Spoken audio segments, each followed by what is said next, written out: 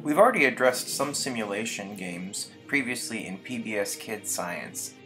For the sake of diversity, we have chosen Democracy 3, which is a social studies or government-based simulation game.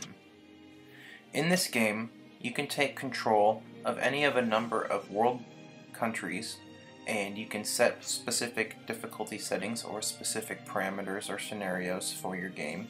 And in essence, you take control as the leader of this country and you try and guide it forward successfully.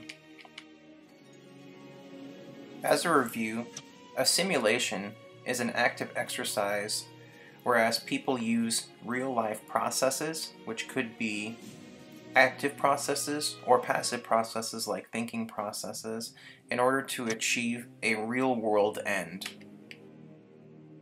A player's success or failure in Democracy 3 will determine on their ability to use what they know about what world leaders need to do to run their countries, and also to satisfy their constituency.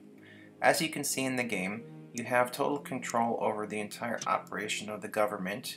You can prioritize spending on any number of areas: economic, domestic, military, or otherwise.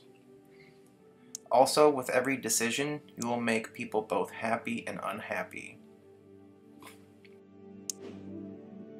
The goal of this game is to remain in power as long as possible.